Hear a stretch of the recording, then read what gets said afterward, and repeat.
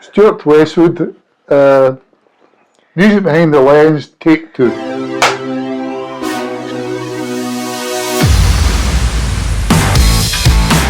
Hi, welcome to Music Behind the Lens.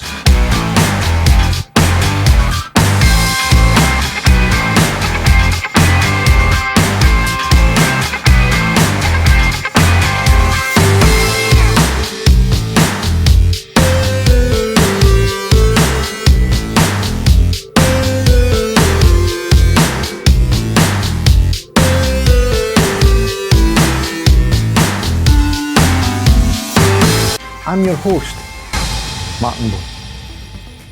Hello and welcome back to another episode of Music Behind the Lens.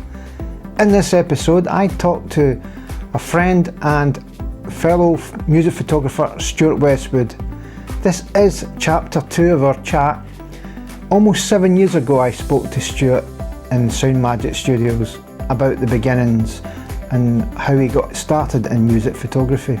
We talked about 5 individual images at that time, and again we do the same. However, there's a little twist.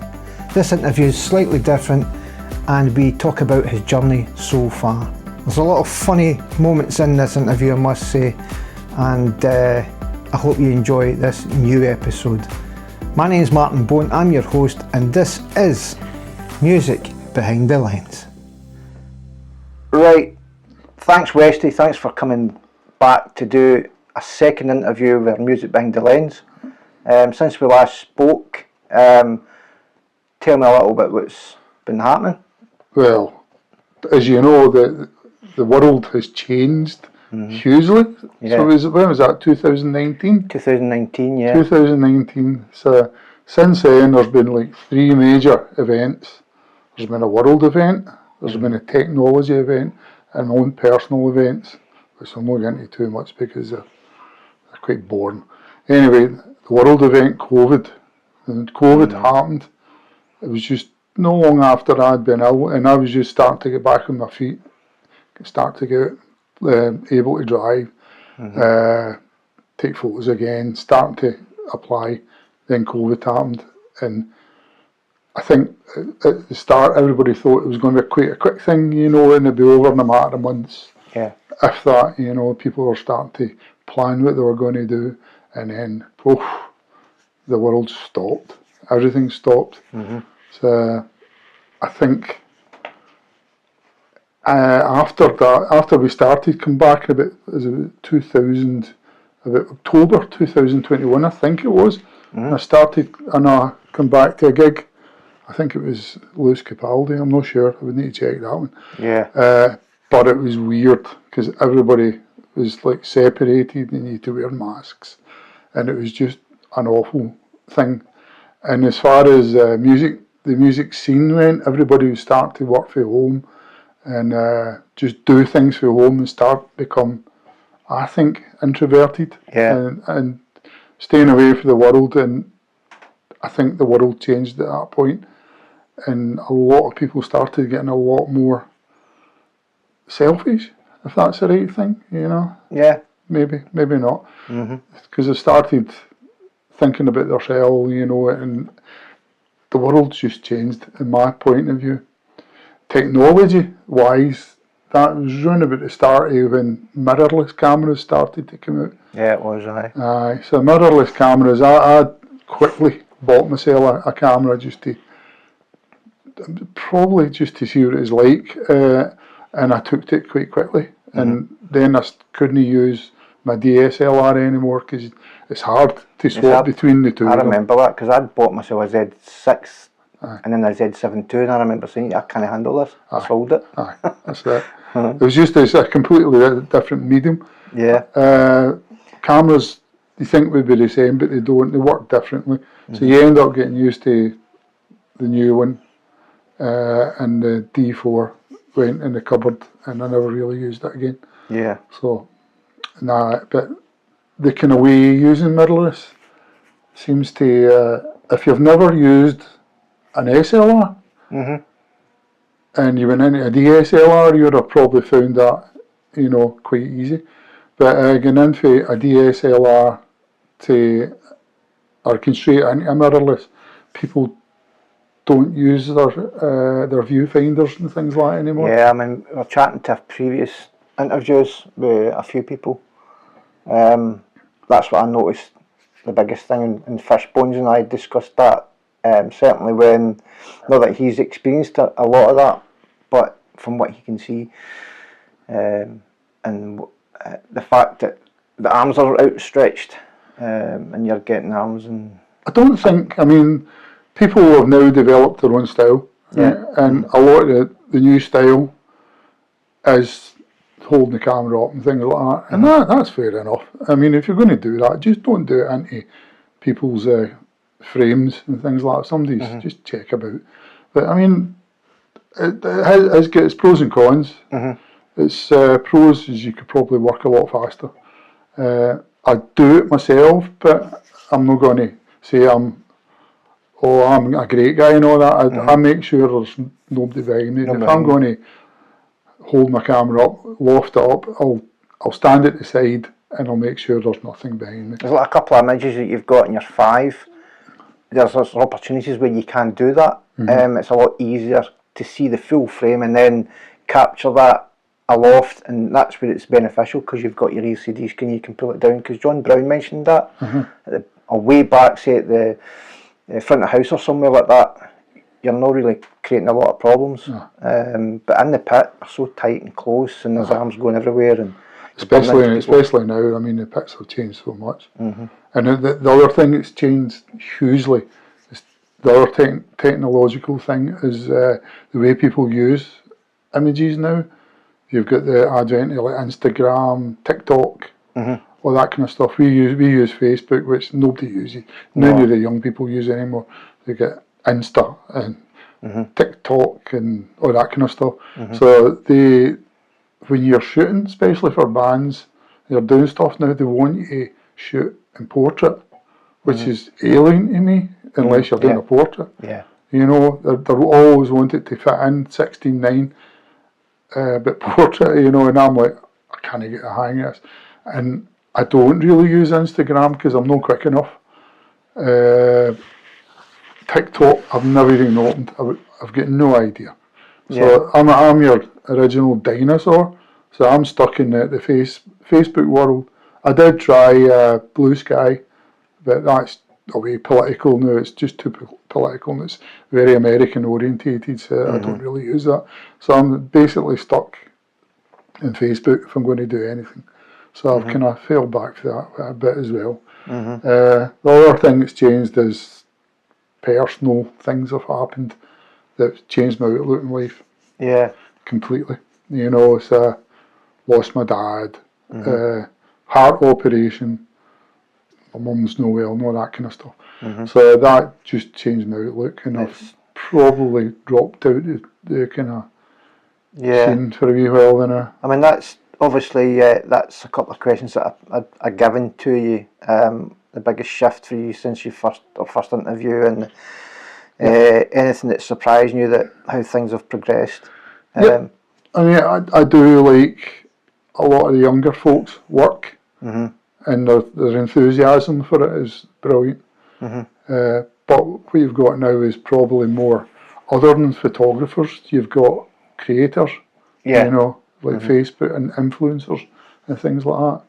And they've introduced not so much photography, but they've introduced video and phones into the pit. You know, especially Transmit. I can't believe that. You know, your first. That was good to see you there last year. Even though you're there for just a couple of days, but it opened you up to show you how many were just in the small, tiny. I mean, that's fair again. Fair enough. Sorry, videos. That's great. It's got its place and things like that. But I just couldn't believe the amount. You know, I mean, it's rather than a photo pit, it should be a media pit. You know, where people are doing their thing. No, you've got that spot on. I mean, they were getting fed up with us standing on ladders and things like that. But again, if you're back and Transmit set up in such a way, you're not getting in anybody's sight line as long as you use your ladders properly. Great. I mean, I've got an opinion on it as well, and I know they do go out to the field, into the crowds, and do an awful lot of good work out there. But I just feel that's a place that they get more than what we get, because we got the beginning in the mornings of getting the crowd coming in, and then we've got the pit, and then we're escorted everywhere. Yeah, I found that really quite restricting. Yeah. And you're not even allowed to go out. You know, I thought you'd be able to get out with your camera, but they were go and get something to eat, but come back, you know, and I was like, it wasn't, it was okay, I didn't enjoy Transmit, I doubt I'll go back. Probably, it was too hot. Yeah, and oh my goodness, and I was bright red the whole day. So I found it difficult, and I found it difficult trying to file photos. Yeah. I found that particularly difficult. The tent was quite busy as well when it's warm. And the broadband, or just doesn't work. So I found that difficult, trying to file in photos and things like that. And then I decided, well, the press are there, and they're going to get, they'll deliver to who they want to. Associated Press, you got Leslie and Watty and all these kind of people who are there for a reason. And for me to get anything used, it's probably very remote. So I just decided to do all the editing at home when I went home. Yeah. And the same with the next day, and that worked better for me. I wasn't as stressed. Takes the pressure off, which we'll go into in different things in our questions later on. But your questions are slightly different because it's a different chapter. I mean, we were all at Wickham as well, so I'll reflect on that as well. And that was somebody else, I think it was Fishbones. We're chatting about different festivals that he's been at as well. It's totally different now. Yep, I mean, it is progressing. Things are changing. Things are the kind of next batch of photographers, or whatever you're wanting, creators and media creators. They're bringing the change in the scene into their kind of style. There is a place for the likes of myself, but these guys are going to drive it now, and I think that's good. You know? We'll go on to the next section now. I mean, that was the first one that's since we last spoke. The next section, the work now. So looking at your recent work, what are you most proud of you right now? I've changed. I kind of changed them back. I'll try to explain that. Yeah. Rather, I heard John talking about this, and rather than taking photos of just like people, individual acts, I try to include the whole, see what's going on, the whole shebang. Yeah. And I love taking photos. I'll stand back, and I love taking photos of the band and the crowd, and the photographers. Because sometimes the photographers, it's hilarious. Yeah, we're all chasing the one shot. Yeah. So I'll just stand back and photograph them chasing the one shot. Yeah. And then I'll go and chase the shot. Yeah, I mean, sorry for interrupting there on that one, but I'm going to reflect to the one that we were up. Was it up in Edinburgh where we photographed Reef?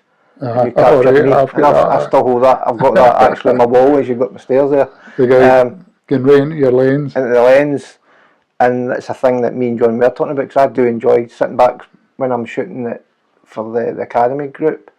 I'm trying to encompass the crowd, but I always try and get I just love seeing the photographers, because I think it's telling a story as well. Aye, it's an event, and it's like the whole thing. I mean, I've went through years and years of I've just seen your photo in Old Gallagher and that, doing that kind of portrait and things like that, and it's great. But it can get a bit boring, you know, and it gets to a point. It's very, very easy to do, even in difficult light. But so I think it was just working different now, and I like to make a photograph awkward, difficult to look at. Yeah. So sometimes I'll include a lot of negative space. Right? Yeah. So I think the last one I done was Fatboy Slim. And it was so difficult because we were below the desk. This is in the Barrowlands, and he was above. So if you didn't hold your camera aloft, you would never get a shot of him. Right. Okay. So again, I stood at the side, and what I've got is I've got the light coming in and his head at the bottom, and there's nothing in the middle. But it's a good, it works. Yeah, and it works for me. Yeah. So, and I like doing things like that, and I just make it where other people would get maybe a wee bit, you know, what are you doing that for? You know, because I like doing that. So, again, maybe it's a wee bit of boredom sometimes. No, I can understand that, because I have stood back and I've watched a lot of photographers all standing almost like a team, like a 3-team or a 4-team, and they're all pointing at the same bit and they're capturing the same shot. And I'm thinking to myself, well, I might be capturing something different here. But I'm also saying that they're maybe capturing a great shot as well. No, nobody's saying they're not. But it's good. I think it's good to kind of reflect on what other people are doing. You know, maybe it's a wee bit of voyeurism. You know, it's like I'll just hide back here and I'll take a photo of them, you know, and then I'll show you what everybody's doing. Yeah. But a lot of people like that kind of thing. They like to see that. One of the best bands I've ever seen for that kind of shot is Simple Minds, and at the Hydro, because Jim Kerr is a tremendous frontman, and he loves playing up for the cameras. Yeah. So I've got a picture. I think it's in one of the ones I sent. You know, I'll put that one up. Where he's just showing off to the crowd, and there's a big, huge bunch of photographers down the front, and you can just barely see the kind of Hydro, because it's just dark. You know, it's cavernous. It's a huge place. I was in the audience that night. You were photographing. I was there with a friend. Brilliant band. Yeah. I mean, I always loved Simple Minds way back in the early 80s. I just, Sons and Fascination and things like that, I thought it was a brilliant album, really good stuff.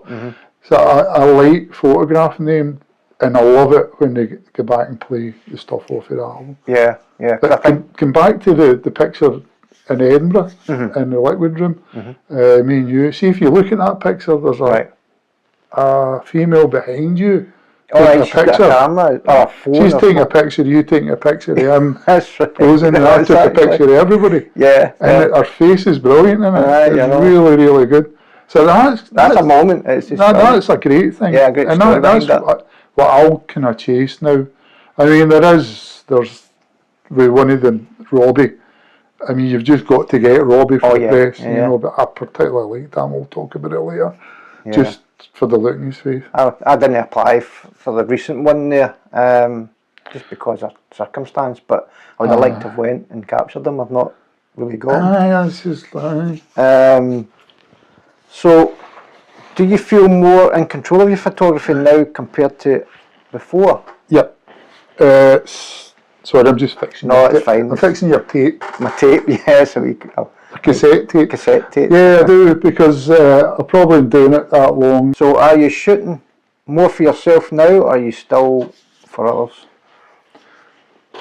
Two different things here. When you're shooting agency, as you know yourself, you've got to be disciplined, and it's a lot of hard work. So I still do it, but I'm actually shooting.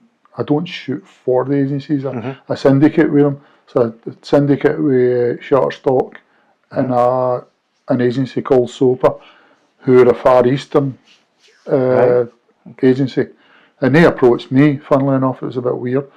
And then they put huge demands on you for captioning. You know, and it's really, though they do a lot of syndicating with Getty. And Getty are tight with the captioning.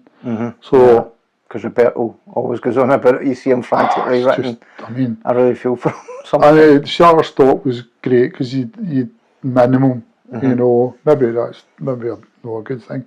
But now everybody is with Getty, and you've got to do the same with everything now. Yeah. So it's the same captioning, which can take a fair bit. I shot, what do you call the guy? Zimmerman. Oh, the guy who does cinematic music. Or, that'll come to me. You know what I'm talking about. Yeah, I do. You can just, what do you do? I'll and then I'll put the title up, who it is. Anyway, in the beginning of November, and he's in the middle, and there was like 20 people in his band. So I filed the photos up. And I immediately got a reply back saying you'll need to put in everybody's name, the keyboard player, the singers, everything, and I was like, just leave it. I'm not going to bother about it, Yeah. So I didn't. And so that's shooting for others. Nah. I like shooting. If I'm going to shoot my own stuff, I'll take my time with it and tidy it up. But I very rarely do that because I very rarely get back to a set of photos that I've done. And I love doing stuff. I do stuff for Callum. I did with Modern Record, and I love doing that stuff because you can be really creative. Yeah. And there's no pressure to get it in that night, even though I usually do. Right. So I love doing that because it just feels much better. It's much calmer, and I mean, there's no money involved in it, but there's no money involved in anything now. But it's just taking that little bit of pressure, so you can then really you can be creative. You can do different things. Yeah. So again, so I like doing that. The stuff, I still do weddings, and I still do events, and I still do commercial stuff. Maybe not as much weddings. Because I feel more comfortable at weddings now, I'm okay with them. All right, yeah. The last one I'd done was down in Troon, and it was great. Enjoyed it, and a couple were really nice. It was just really good to know, because there's a lot of people always asking me, and I'm never sure who to ask. And I remember you obviously did me. You've done a couple. I wasn't sure if you were still doing them, but that's good to know because I know. I mean, as long as they're not too big and not too demanding. Because I'm getting on now, I'll be 60 next year.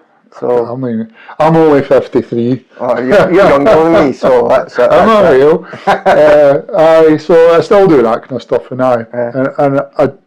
I've not been doing as much recently because my mum been ill, and it's been really difficult.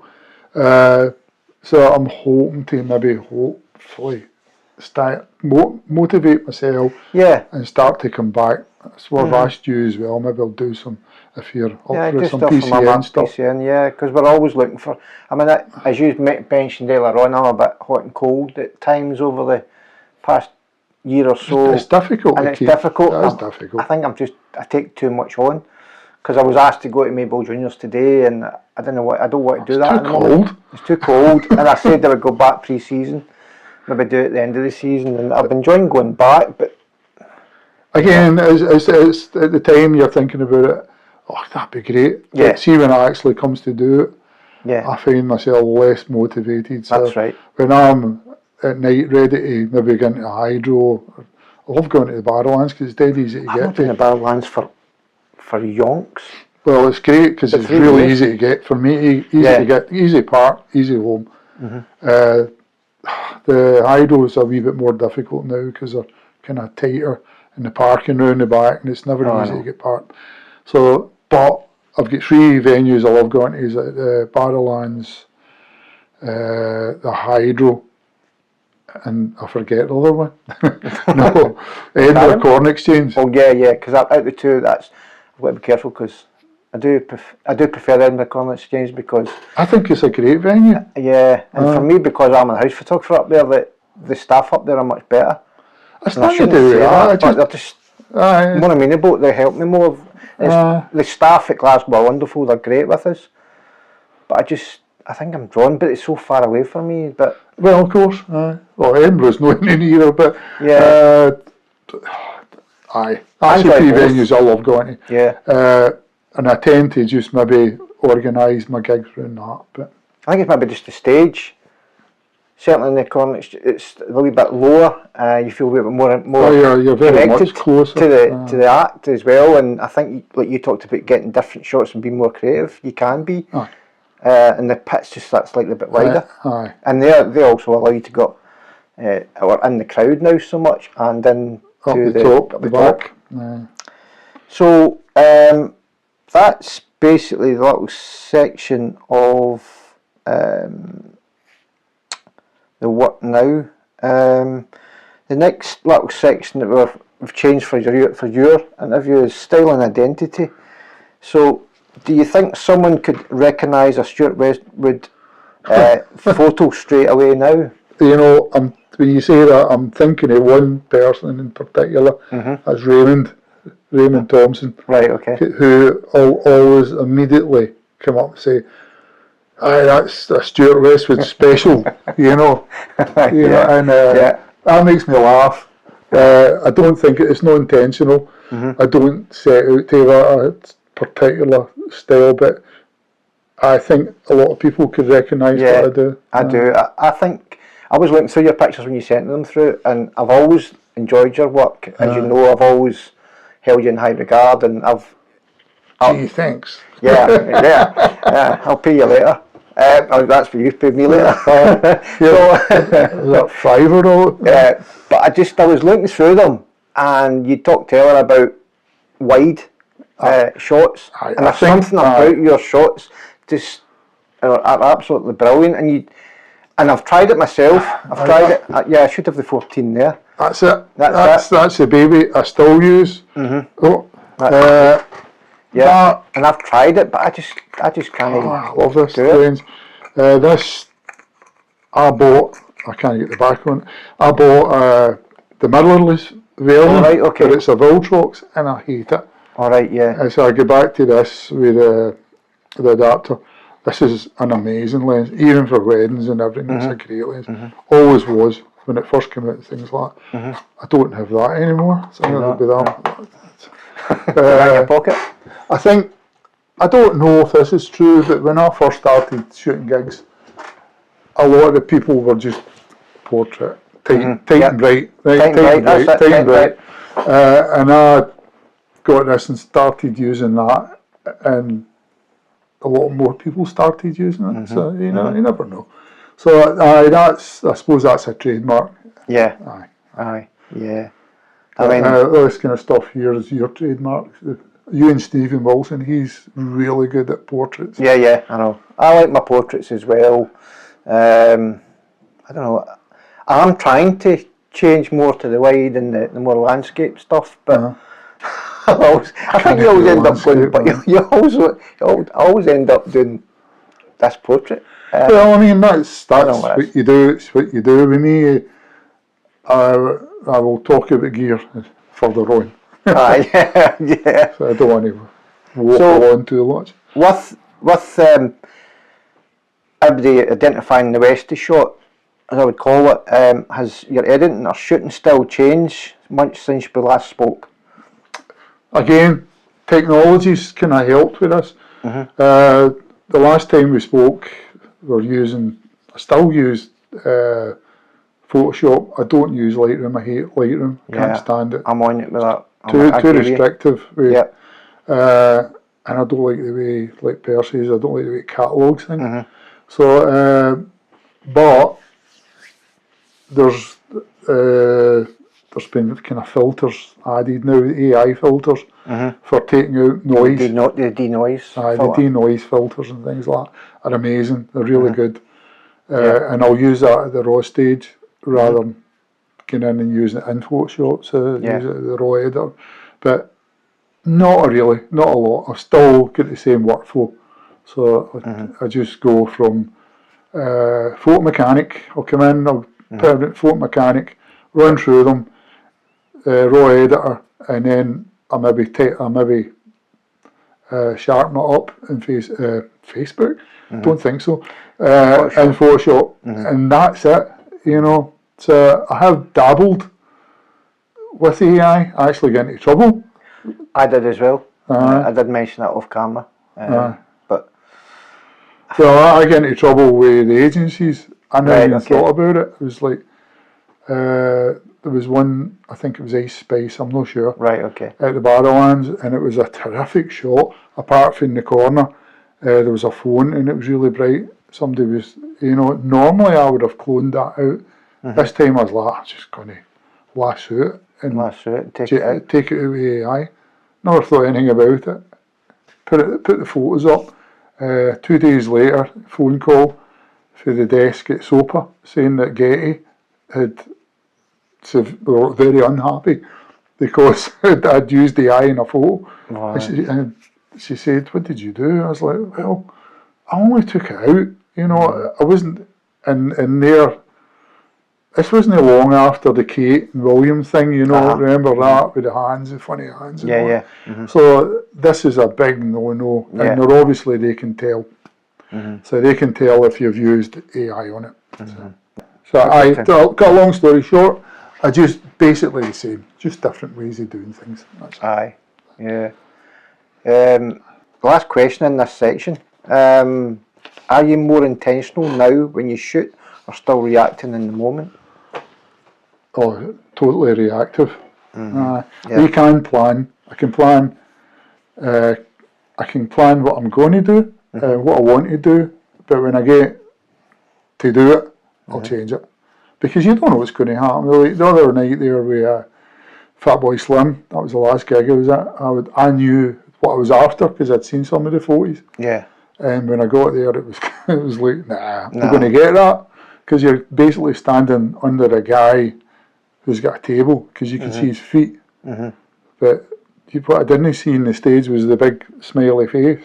All right. Because it was too low down, you know. So I'd try to get that. I find that when I maybe research at YouTube and whatever, but then I forget I'm going to a different venue from where it was actually happening, and there's these obstacles and different things. Yeah. Maybe put in, and they may change the set just to the last minute. Yeah. With him, it was, I think it was the 4th, 5th, and 6th. Or was it? No. All right. It was after 20 minutes or half an hour. We were allowed in for half an hour. That's what it was. But he'd done all his good stuff in the first bit, and then he just stood in the bit we were in. It was just quite disappointing. Yeah. Terrific gig though.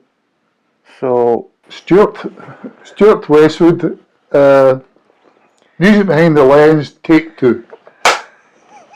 Stuart Westwood, music behind the lens, take 43. So, yeah, go to the next little section. Again, it's a little different chapter from the norm. Life in the pit, now versus then. So, has the atmosphere in the photo pit changed for you over time? Well, I think everybody's going to say this. Again, when I first started that was about 18 years ago, when I first started doing music photography, there was basically about 4 at the most, 4 photographers, and there were press guys, so they weren't doing specifically music photography. So roll on, what's that, 18 years now, and you're talking about minimum 10, anything up to 20 photographers in a tiny pit. So it was not just talking about transmit. Transmit, there was dozens. Yeah. It wasn't even 20, it was dozens. But I think you'd expect that anyway. Yeah. But When the pit at transmit was quite big. it was huge. Give it that, but I just think John Brown was mentioning when where Gary Newman had a split pit. That's been becoming more common. Yeah, I've had that.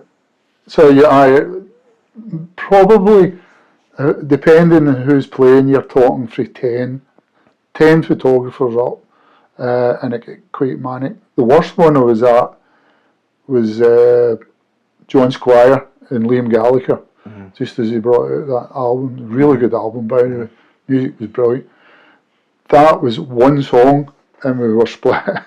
There was like about 200 that side and 200 that side. I'm exaggerating. It was about 10 and 10 split, so you weren't allowed to move, and there was one song, and the light was awful. It was like blue and red, and it was mostly really dark, you know. So that was mad. That was crazy. So that was a typical pit now, where you get people scrambling to get their shots, regardless of what other people are doing, you know. So it can be quite combative, you know. It's, I've seen a few things where a few people maybe came close to getting blows with each other, you know. This goes back to what I was talking about with the COVID, where people are much more, I don't like to say selfish, but they're inward looking. No, you're right. I see it. And people, even driving and things like that, people are just so different now. So this kind of reflects itself in a pit as well, where they zone out. There's a lot of people zone out and don't think, and they'll maybe jump in front of you. Maybe I've done that a couple of times as well. I zone out. I'll generally try to make sure, but people's excitement to get the shot, it tends to be different now. It's like some of the ones, I've got to admit I'm bad for it, and I want to say that first before I say this. that they hog the actual one position, and they stay there, and they don't want to move anywhere because they think, oh, especially if the musician's moving around and you've got a nice clear shot, and I'm fully aware of that I need to move. Aye, I mean that's pit etiquette, isn't it? Which used to be a thing, but I don't think it is now.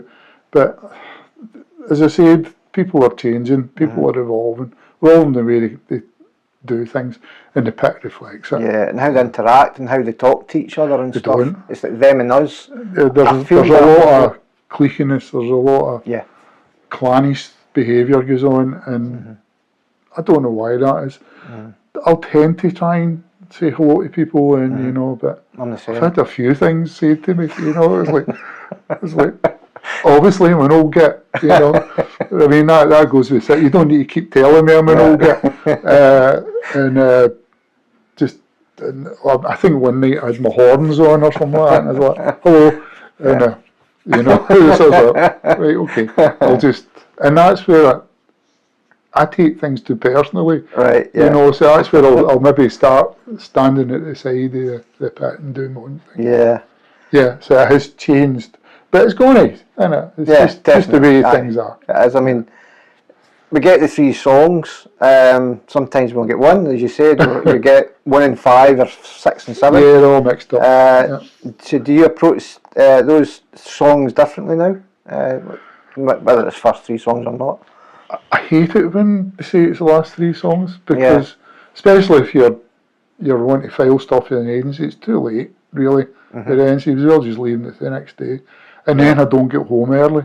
Yeah, I know, because maybe that's why it's good as the first, because then you think, well, I'm out here 15-20 minutes, and then the show still continues, whereas they say, oh, it's the last 3 songs, or it's the middle. Yeah. You're like, oh man. And Foles is really bad for that. Right, yeah. I think I've done them a couple of times, and it's always the last 3 songs. All right. So always, and it's usually jumping by then, you know, but it's not a band I'm particularly keen on. Right. But then again, you know, like first 3 songs, you can put your earplugs in and just go for it. Just go for it, yeah. And when you're in the pit, are you thinking more about getting the shot or telling the story? Depends what I'm doing it for. If I'm doing it for PCN, right, there's another $5, thanks. Thanks, mate. Callum was Spin Vibe modern record. I'm doing it to try and tell a story. If I'm doing agency stuff, I'm doing it to try and sell a photo. Right. You know? Yeah. So it's different. There's different scenarios. You know? Yeah. So we'll move into the next little chapter. It's pressure, but it's also expectations. So do you feel pressure shooting certain artists or venues? Yep. Depends on probably their stature. This could lead on to a big story, but I don't want to do that. Yeah, I do feel pressure if it's. I get nervous for some things. I just don't really bother anymore. But other artists, I get really, really nervous about, and I feel I need to capture it, and that's usually when it goes tits up. Yeah. You know, and you don't get what you're after, and that's where I feel pressure. There was one thing that happened last year, which was a bit strange. I'll just quickly say this. Oasis, everybody, what do you call it, boycotted them. Right? All right, after the first gig, after the Welsh gig, all the agencies boycotted them. Agencies. So I'd applied for it before that, long before that, the Edinburgh show, and I was like, I have no chance, you know. Number one, the assignments editor very rarely answers my calls and or my requests and things like that. I'm not going to say what agency, but they very rarely, So the July came and I got an email from the PR company said I'd got a photo pass for the Murrayfield gig, and I was like, wow. It's like, what's going on here? It's like, and I never thought any, and I thought, well, they're not going to give me that without speaking to the Simon's editor, because they told me that already. So I just took it was okay. Yeah. Maybe stupidly, something like that. I toddled off at Murrayfield, got there, and there was only 3 in there. It was like another agency and the guy for the Daily Record, and I'm going, what's going on here? This doesn't feel right, this isn't right. Imposter syndrome a little bit. No, it wasn't that. It was just like I was expecting reams of photographers to be there. Okay. But when we actually get in, the atmosphere in the place before the Oasis come on was, you could cut it with a knife, and I've never felt that or felt like that, since I photographed U2 in 2017. So anyway, got another long story short. When I get back, and I was like, I'm going to get in touch with the editor, it's like, and I goes, are you still boycotting?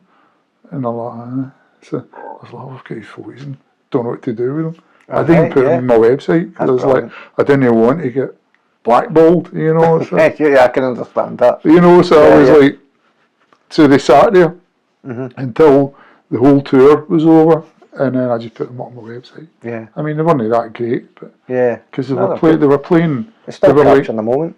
I know, but that's when I felt pressure. Right. Because I thought I was still doing it for the agency, and I'm like, well, if I'm the only one here, this is mega. But it was a mega gig, and I'm glad I'd done it just for the experience of doing it. So it was. I don't like Oasis, but it was just huge, and the feeling was unbelievable. Yeah. So, I still feel pressured, and so. Is the pressure now coming more from yourself than more than anyone else then? I thought you always put yourself under pressure. Right, yeah. You never think you've done a good job. So, that one, I'm not saying you came away from that feeling disappointed, but is there other shows that you think you've came away and you felt, or any recent ones you felt disappointed, and how did you deal with it? There's been a few. I couldn't put names to them, but there is ones that I've been waiting for years to do, and I do it, and it's not what I've been thinking, and I have come away doubting myself, Aye. It's like, especially if it's a dark gig, it's changed a bit now. Mirrorless, you can hammer up the ISO, and you can get away with really dark gigs that you never used to be able to. But if I come away from a gig thinking I've done crap, I get quite, Yeah, I understand that. So. Okay, so we're going into the next section, which is moments that stayed with you. Moments that stayed with you is the next little section. It's a little bit different for yourself. Since we last spoke, is there a moment that really stuck with you? Not just the photo, but the experience?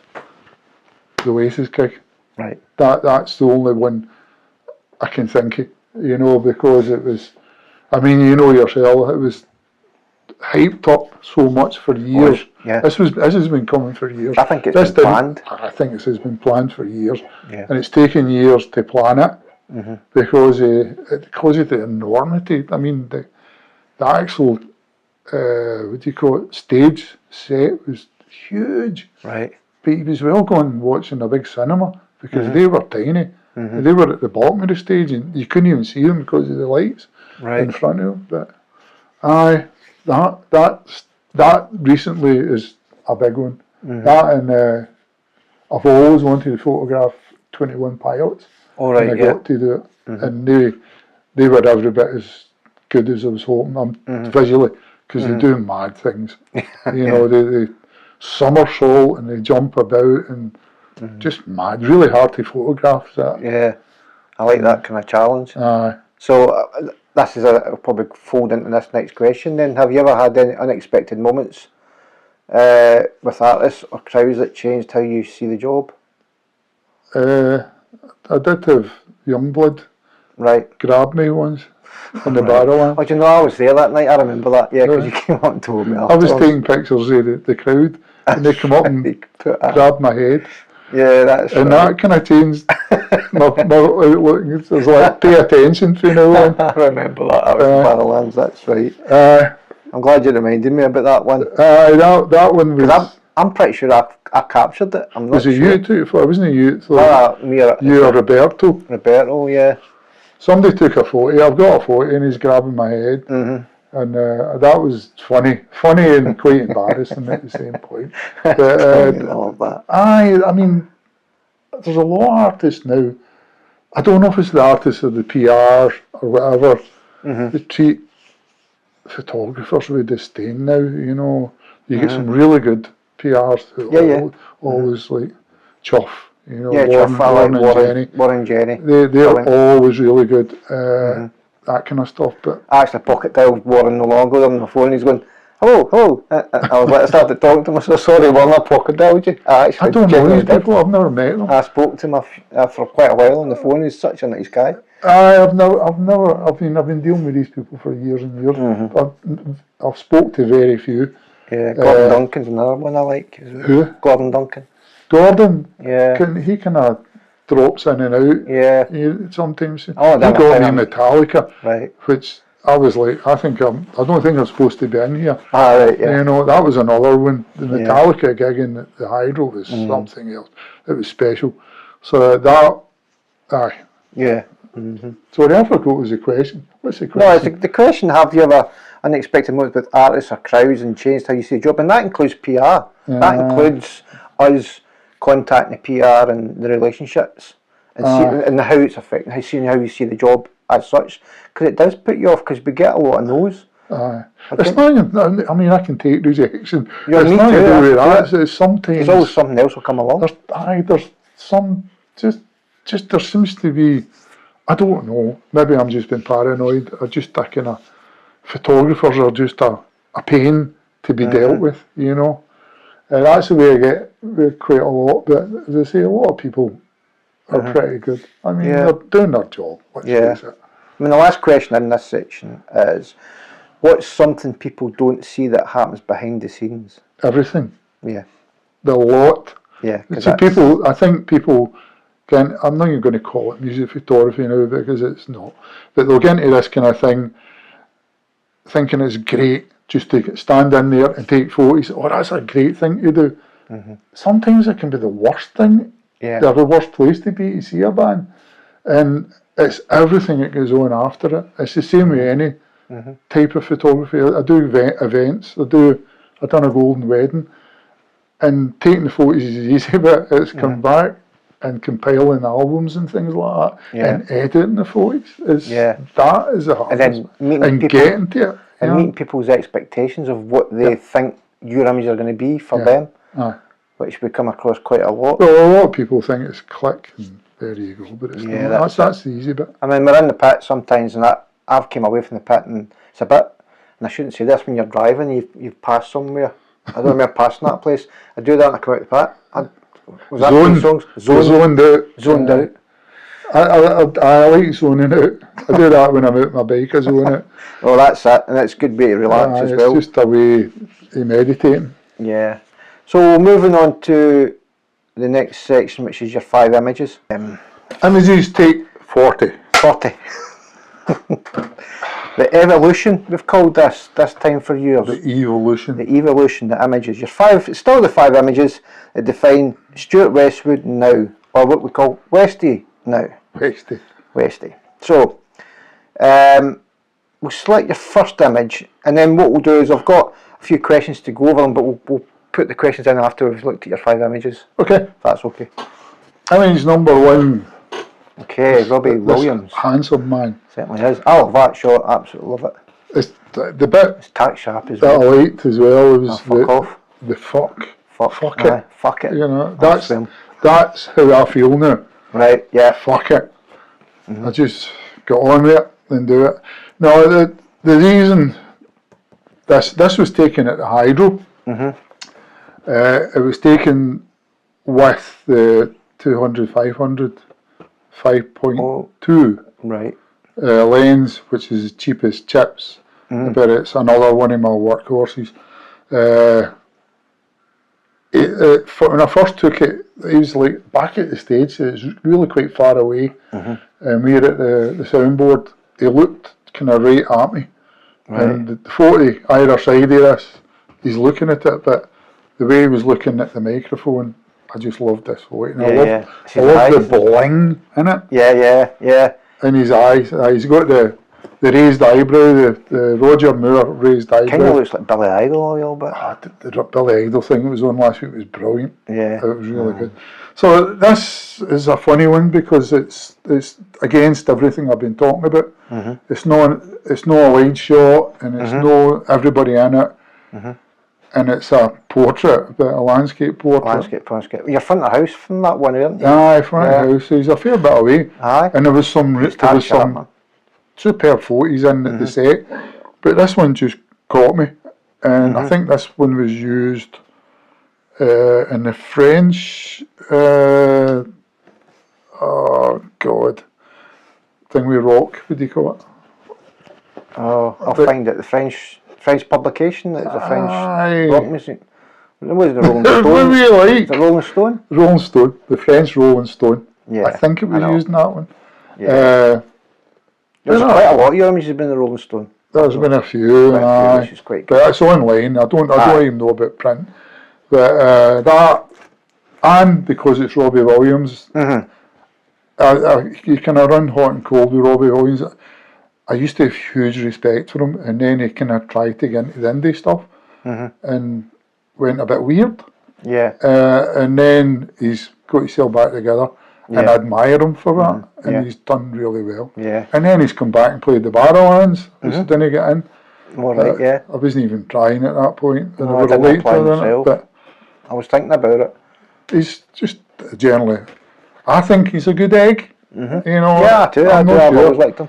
I'm actually a Take That fan as well. Take that fan. I mean, there's a lot of my age group as well. Doing this, I found myself, and I was, when I grew up, I was so blinkered with punk rock. I wouldn't vary for punk rock, but now doing this job, or not doing this thing, I found so much music that I love now, and I would never have touched it if I hadn't been doing this. Well, that's the thing. I've opened myself up to different music as well because of it as well. So that's Robbie Williams. So the next one. The next one's this guy. Oh, I know. Look at that this one. guy. I meant to get that. What a good-looking guy this guy is. Absolutely brilliant. Look, Westy. new glasses now. I see that. So, Yeah. And I'm looking at the T-shirt. and the T-shirt. I mean, It's amazing. I know stripy. the stripy What thing. you're well known for as well. Oh dear, that's unintentional. Yeah, The next one It's Skin. is Skunk and Nancy Skunk and Nancy. and Skin. This again was used. Oh, I can't even remember, but it was some of the top 50 Again, it's the or white. the top 5 images that month. So it's I on was there it's that on the night as tear well. sheets. Yeah, So this was a difficult night. it was. I was there. Aye, with you. you were that as well. I was aye. there. Aye. It was. She's usually really good to shoot. I don't know if she was in a bad mood this night. No. She was quite standoffish with the photographers. But this was a complete and utter fluke. Just because it was quite dark. At this point, the lights at the back come up, and the lights at the front come up. Yeah. You know. So this was probably in the middle of a burst about. Well, the camera does 20 a second now, so. Yeah. So it was in the middle of a burst of it, maybe 200 pixels, and I caught it. Yeah. But just the fact that the lights go on, Yeah, yeah. and the big I pointing love the things lights. were all. Yeah. So this is a wide shot. This is it's cropped in a wee bit. This was taken with the 14, 24. 14 to 24. Yeah. So this is probably what you would call a Westie shot. Yeah. Definitely. Again, great to photograph. I think it was a difficult night this night as well, was, because yeah, one it of was the very band had been diagnosed with stage 4 cancer. That's right. Yeah. So there was maybe that's why it was a strange atmosphere. Because I think John Brown had shared one of his pictures. Uh-huh.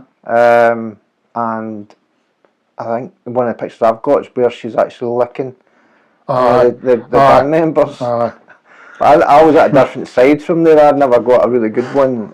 My images were for the academy group, so that's one of the images where you wish you had got and you were caught in the wrong place. Aye, well that's it. I was away at the other end, and that happens all the time, I'm thinking maybe I was doing what I was normally doing, standing in the position I like to stand in, and jumping. That's really your fault. I'm terrible for that, and I'll look up, and the shot of the reinforce happened. That's it. It was one of the things I was asking little Molly Trainer in my previous interview that she'll put up. We were talking about that simple thing that is a moment where you're wanting to get a shot and you just been distracted, and then you turn around and you see them jumping. That happened at 21 Pilots as well. Aye. I was waiting and the guy jumping off the piano. I think everybody was, because they were all standing watching. The two of them were standing on the piano, and I looked away and I looked back and they had done it, and I was like, I could see everybody moving away because they'd all caught it and I didn't. Magic. So what your third image? This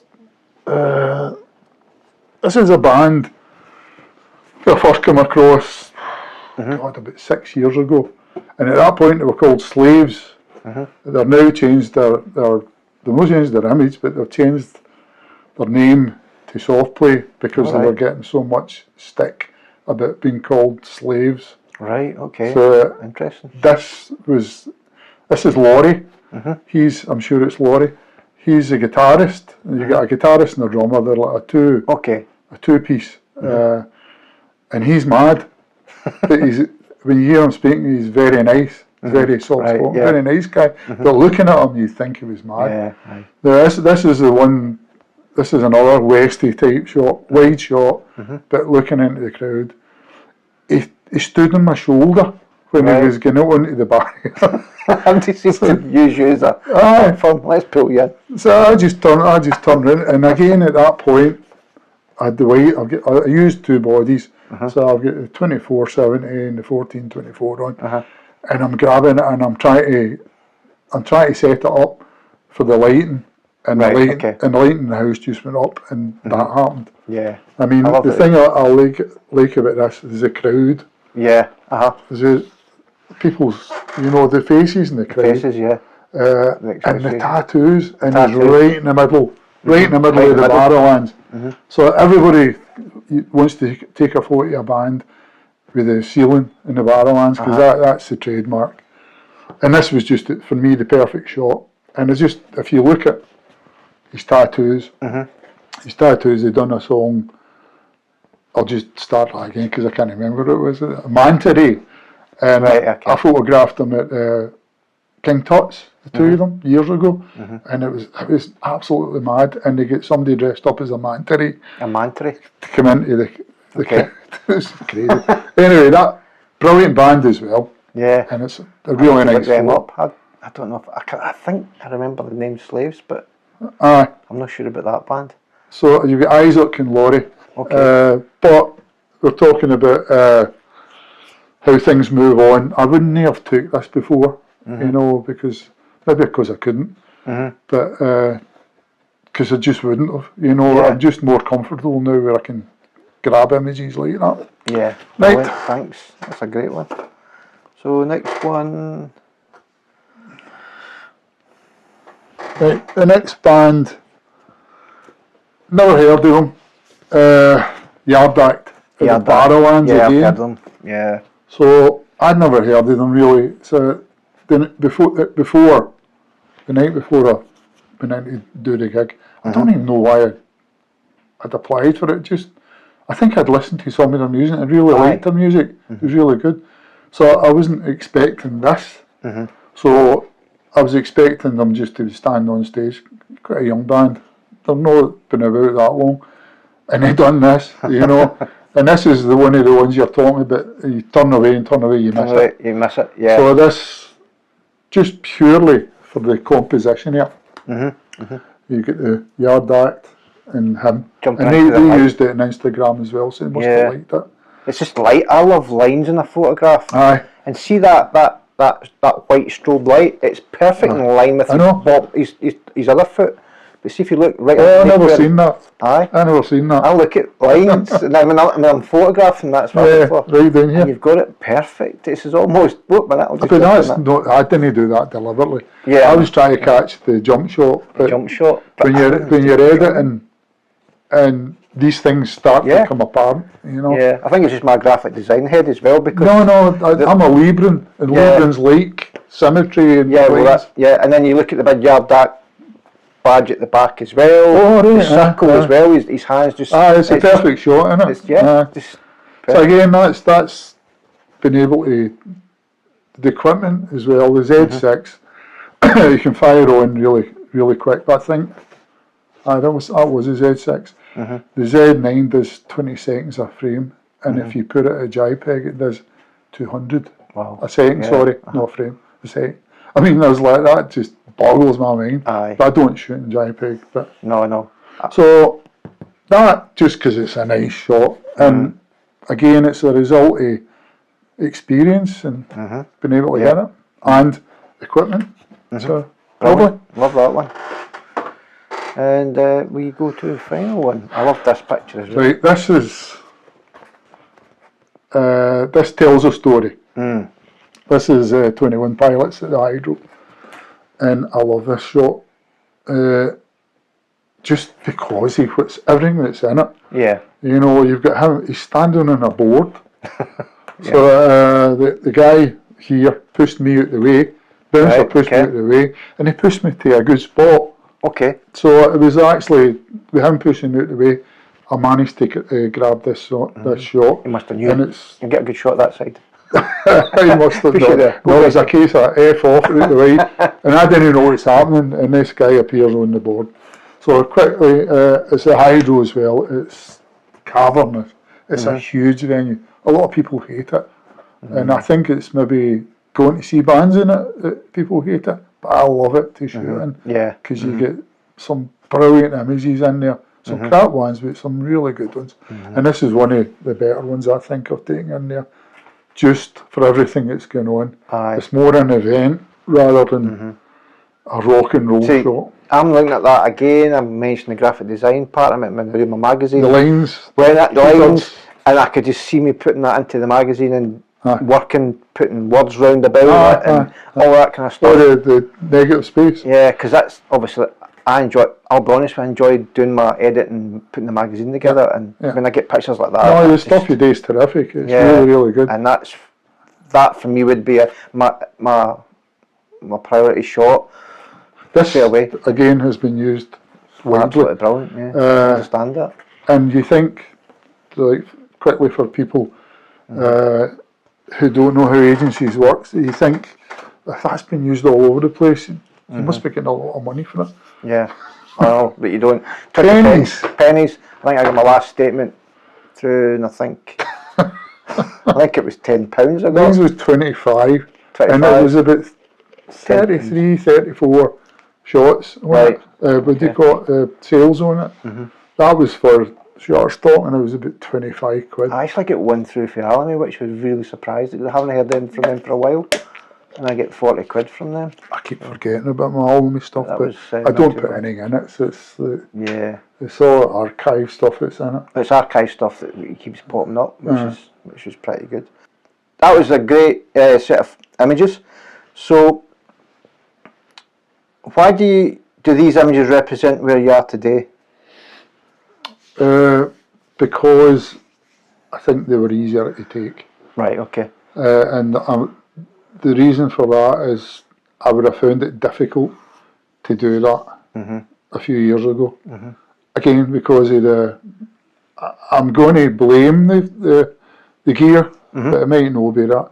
But I think the gear allows you to shoot better. I mean, the next question, do these feel different from the kind of images you would have chosen before? And I know you changed your images when I asked you again, but I'm also reflecting to the first interview as well. They have changed, but it's just my attitude towards the whole thing has changed in the last 6 years. So because of that, I feel as if my style's changed a wee bit. Where before I had an urgency to get stuff, and I was a great believer in thinking that if you've got talent, it'll carry you through, and you may be getting noticed because of that, but that's not the case. Yeah. So I've learned that now, and for me, it's changed my image. Yeah. It's changed the way I do things. As before, I would have more urgency. I think I'm not going to say more hunger. It's different. Yeah. But yeah. Does that make sense? Yeah, it does. Yeah, I understand that, because I think I'm similar in the same way. Because I've went and shot a band and never showed images or even edited them. I've done that. I came home and not even bothered. And whereas before I'd be like, oh, let me edit these. I've done that myself. I've come back and I'll usually do a set of 15 if I can get it. I didn't. I got 8 and I just put them aside and didn't use them. And I don't know whether I'm taking priority on my mental health or the way I'm feeling about it and having my attitude, or I think it's maybe just the fact that you've shot so much. Aye. And they don't meet what your expectations. Your expectations, yeah. But it's probably not that, though. That's probably not what's happened. It's probably been a combination of things that maybe happened on the night, and conditions. So which one of those means the most to you personally? I think that's a difficult one, because I changed all these images. You did, aye. But I mean, any pictures or any particular? Any picture that I ever take, there's one, and I always get back to it, and it's the one of Dave Grohl. And I know Fishbones has got a similar one, because we're both at the same gig. Yeah. We're both standing next to each other. Yeah. So and you won an award for that one as well. I got a runner-up, which was a bit odd. I got a runner-up to a picture of surfboards on a beach. There was an event, and I was like, that's a bit odd. And I later found out, because I didn't attend the awards ceremony, anyway, it might not be that. Aye. But you did win an award for another one where the guys looking into the light singing. The guys singing, jump with all the ticker tape. Yeah. It's Imagine Dragons. I won that, and I wasn't expecting that, to be honest. I think the Dave Grohl is a better shot. I think they used that on their website. They did use it on their website. Did. And they also used, what do you call her, skin? They used that to put a picture of her with the foil thing. Aye. But I came away from that. Not a member of that now. Alright, well I'm the same. Just I felt like they're being too over, the stuff they were awarding images to was overproduced. Right. What's the word? Over processed. Yeah. Rather than the stuff that we do is like more editorial. The stuff that they were awarding was, they started with the pictures. I seen a picture some days, and I seen the end result, and I was like, that's not a photo. That's a creation. A creation. We talked to our creative. It's just, that's me being snobby bastard. So, is there a story behind one of these that people wouldn't expect? One of these? Aye, that one probably, because it wasn't. That one just because I had no idea. That's going in blind. Right, because you mentioned you didn't really know the band. This one everybody knows about Imagine Dragons, but that's not a typical one. I'm going through them all. The Robbie Williams, just because he's famous.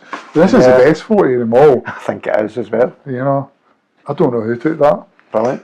Yeah, I do like it. I love the artwork as well. My God, see the guy. Graphic designers is the guy that does this is like amazing graphic designer. Yeah. I mean, even managed to get rid of half my wrinkles. Yeah, I smoothed it out. You shouldn't be telling people that. Shut up. Smooth. Skin smoothing. Yeah. So that's your 5 images, and we chatted a little bit the evolution as well. Yep. So let's move into the industry today. Yep. Since it's all 7 years ago, I think the last time we chatted in the last interview. So what's your honest view on where music photography is right now? Unfortunately, music photography is on its knees as a an industry. Yeah, I agree. Photography alone, the music industry is good, and the media round about music is good. I just think the photography side of things takes is second fiddle to video now, because everybody, even PRs, prefer video. Yeah. A lot of photographers I know do video now. So that's what PRs are after. Yeah. The media, the kind of music press, they don't really run with photography anymore. You know, and if they do, I've seen a lot of like newspapers and things like that. Their websites, they use phone footage. Yeah, for the crowds as well. Look, it was a thing that I first learnt a few years ago, and I didn't realise what it was called. It's called Vox Pops. Aye. And that's what you'll get at festivals and things. Festivals and stuff like that, and then interviews. What I'm doing an interview here as well, video again. Trying to get, I don't know, what's the word I'm trying to say, is just to keep it going. Just to get the awareness. I mean, like the nature of social media these days, it's so disposable. I mean, 10 minutes time, it's gone. Aye. So, you know, and TikTok, it's videos. Instagram, I wish I knew how to use it better, but no younger people, but people more savvy know how to use it. And I just feel like a video clip or something, yeah, it may come round, but it's not a moment in time captured for a long time, because an image is, I think. Aye, but that's because you're a photographer. Yeah, okay. You know, and you think with a photographer's brain, and you think, because you're a photographer, I know what you're talking about. Some of the images, like for the 70s and 60s and that, they're photos. Yeah, you know, and that's what sticks in your brain. There's less of that now, but it is there. It is there. But I think the industry itself, I think it died a while ago. Yeah. As in being an industry, because it's a social scene now. There's a thing that I chatted with Per Hagen, and they're big on their photo contracts over in Norway. They've got a completely different, and they all stand together on it. Whereas we do as well, and they have done it Transmit. I remember that. They were trying to stop people photographing, and they took a stand, which is good. But it doesn't always work, because there's always some people just want to shoot it no matter, but they don't realise what they're signing for. I think we were guilty of that as well. Yeah, we can. I mean, way back when I started, you'd probably, again, the press photographers took photos of the bands and things like that, and that was part of their job. Yeah. But that kind of press gang, the likes of me and you, going in and taking photos not for the press, but more for blogs and things like that. Because the agencies will not accept some of the contracts anyway, so as soon as you see it, you go, well, if you're shooting for an agency. Well, most agencies now are connected to Getty in one way or another. They are, yeah. You know, so you're right. I'd like to think it could go on. It will go on in a different form, but it's just changed a lot. Yeah, I mean, the other question, you touched on the social media part in the first question, and it's the next question is, has social media changed the way you shoot and share your work? It isn't not particularly me, but it is a lot of people, you know, and it's changed how bands and things like that want work off you. They want it so that, as I've said already, so that they can put it in TikTok and that kind of stuff. So you've changed your style to try and fit in. Yeah, because I think with the technology getting better, so many people are becoming a creative or a photographer. Creative. Influencer. Yeah. Because that goes on to the last question in this section. Do you think it's harder now for photographers coming through? And I would say photographers. Photographers, yeah. Yeah. I think it's great for people who do more than just photography. They do videos and things like that, because it's set up for them. And as I said already, the people coming through they're moulding the music side of things to suit what's happening with what they're doing, and me and you are standing with the dinosaurs. I know. Suits at the side, I think that's why moaning about it. I think that's why I've took a step back and tried to concentrate more on my graphic work and create my magazine more of a Because kind of I mean publication. that Disney, that appeals to a lot more people. Yeah. I mean, the stuff you do is great, it's terrific. Where the photography, as I said, a lot of people just look at us and go, especially me, go, why is he here? Yeah. Does he own the venue? Is he with somebody? You know? So I do that, and I get. There's been some gigs I've been feeling really uncomfortable at, Right. Okay. because I'm so old compared to the audience. Right. Yeah. Because I'm not been really active. More than that I do for the academies. It's the way I've been going. Keeps your hand in. It keeps my hand in, but I think I'll have a couple coming up soon. I've got nothing. I've not even applied for any. Yeah, and then obviously the festivals will be coming up soon again. So next month, in June, a bit earlier this time because of the World Cup, and then you get the Olympics. We'll see if the World Cup happens. Well, that's what I was thinking. It might not. It's a shame, but maybe that's just my perception. Yeah. Other people will perceive it different. But yeah. For me personally, people in this industry, you've got a start, a middle, and an end. I'm at the end now. So these people are at the start. So they've got all this to go through, and it'll probably change with the time. Yeah, because I'm looking at, I do see a lot of younger people, and I have reached out to a couple of photographers who've yet to get back to me. They're quite young, and I did interview little Molly Trainer the other night there. She's only 20, 21. Is she into the punk rock scene? Pink rock scene. Pink rock? Punk. Pink, yeah. That's amazing. Punk. Yeah, she's on the media team at Rebellion. That's brilliant. I thought that was, again, a bunch of old... that was really nice guys that do that. And she talks fondly of fish bones as well, so that's the stories and stuff. It's good to see that people are keeping that going. Aye. I just see a lot of sides where it's just... I don't know. But that's my opinion. Aye. Go on to looking forward. Right, okay. The end at last. Well, this section is called Looking Forward, so that's great. So I'm looking forward to the end. So what are you chasing now, if anything? Rainbows. Rainbows again. Rainbows, chasing rainbows. Yeah. Well, what am I chasing? The elusive shot. Yeah. Everybody chases, and it'll never get to it.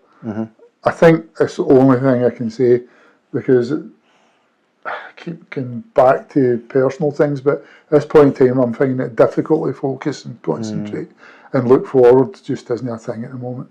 So I don't know if that'll change, but I'm always chasing that shot. Yeah. And I don't know any photographer that isn't. And I think that's what keeps you going. Yeah. You know? I mean, all the questions all fold into each other, and it's like, as a level, a moment you still want to reach, and what excites you the most about what's next? The level, I'd like to go back to and do some video.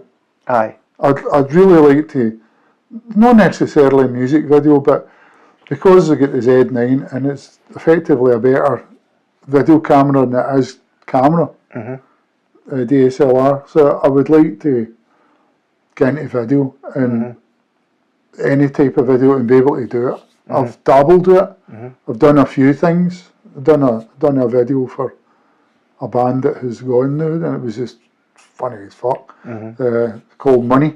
All right, yeah. And it took me ages to do it because I was learning on the cuff. But I think looking forward to, I'd like to do more video.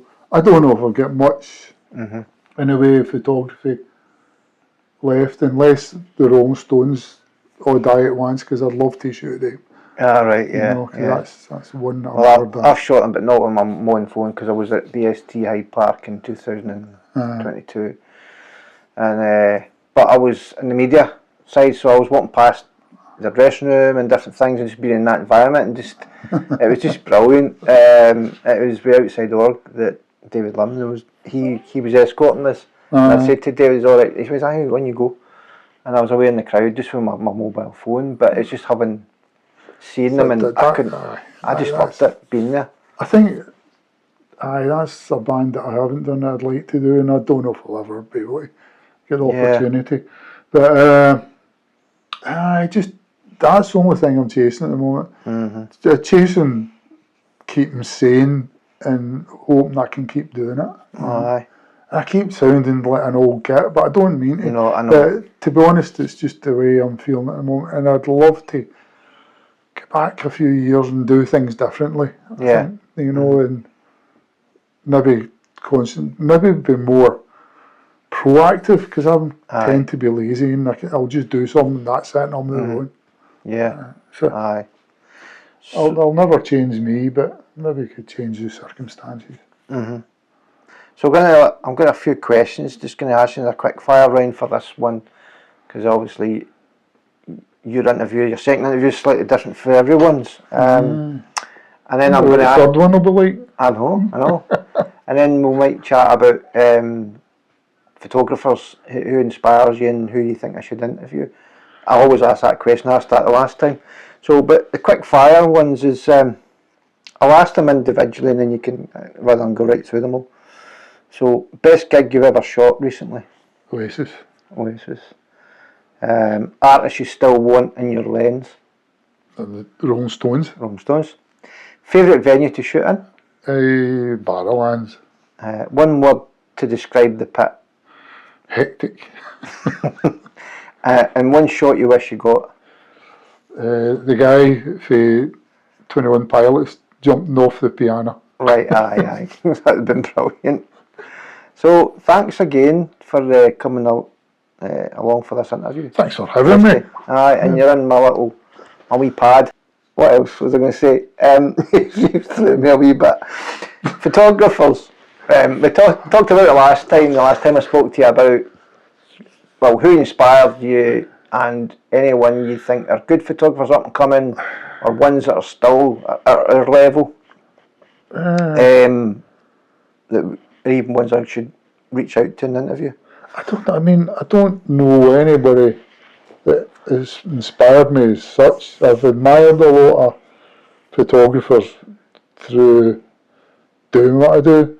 Inspired is a kind of strange one. I just kind of fell into this. I didn't plan to do this. I was a musician, and I kind of fell into it by an accident. That's the thing. There's a lot of photographers I'm talking about musicians. Yourself, John Brown, Raymond Thompson. It's because we're rubbish musicians, and we want to keep in the scene. No, Raymond isn't. Raymond's. Aye. Is he? He's a good all rounder. Yes, aye. But there has been some photographers. I've got to mention Boy, because if he watches this and I don't mention him, he's going to say something to me. I was nearly asking them at Transmit last year, and we were having a wee chat and stuff, and I thought, now's the time to ask him, and I didn't, and I wish I did. So I'll speak to him when I see him. Well, he's always been there, and he's somebody, because he's a professional photographer. He does this for a living, and he's a really nice guy. Yeah. When I first met Watty, I was quite intimidated with him, let's say, because I think it took me a wee while as well, but I chat with him quite a bit now. So. He's a nice fella, and his heart's in the right place. He's a lovely guy, and he's a really good photographer. When we're at Transmit there, he's always thinking outside the box. They always are. Were you there? Leslie as well. Did you see him that was it, I think you were there that year, he had the temperature gauge. That was last year, so I was just about to say. Funny. I mean, he's always thinking ahead. He came with a thermometer. Yeah, that was brilliant. Brilliant. I mean, that's how you get noticed, but without blowing his head up. No, I know. Probably Watty, Peter Kaminsky in the past. Kaminsky, you're the second. Peter, thoroughly nice guy and a great photographer. I need to reach out to him. I don't know. Obviously, I don't know what. I mean, there's a book. Left. I don't know. But there's loads. I've got a lot of books there to your right there, and there's one book that I got for my birthday, and it's shooting the gangs kind of thing. It's Brian Anderson's. Oh, Brian! I don't know. So Brian's gangster stuff. Amazing. So some of the wildest things I've ever seen. Like when he was in the funeral with was it UVF guy? I can't remember. I was like, I've not. how the hell did you do that? Exactly. So I've briefly looked at it, and he's asked me to give him a review on it. But it's again, he's a hard-working pro. oh he is. So I'm going to ask him. But yeah. No, I mean, I can't. There's been so many. Like, I mean, I've got to put a wee shout out for Callum as well. Callum. I mean, Yeah. Callum. I'd like to ask Callum. Callum's a smashing guy, Mhm. and he's one of the hardest working. Like, not just photography, what he does. You know, he's very sensitive wee guy. You can see the passion and how much he loves it. It's just, I mean, he's and like relentless. very prolific. Yeah. He's done loads of stuff. He's been all over the place. He loves. And he'll travel. Aye. If he wants to go for it, he'll travel. And I like that about what you said. His work ethic. He'll go down one day and come back the next. So that would be, without missing anybody else out. But there's been loads of people who have influenced me rather than inspired me. There's also me. Well, I mean, you're a good friend, though. Aye, somebody need to interview me. Aye. But I remember the day I met you down in Wickerman. I was like, this guy looking at me, and I was like, he's chasing me and he's stalking me. who is this guy? He's stalking me. Who is he? That's a long time ago. That was a good festival. I loved it. I wish they would bring it back. Yeah. I don't know if it would ever be the same if There's they brought it something back. But similar to it as well. Yeah. But it was always something I looked forward to. Yeah. Enjoyed it. It was good. Good bunch of people as well. So anyway. But yeah, that's the interview. Thanks again. Hopefully get to the third one.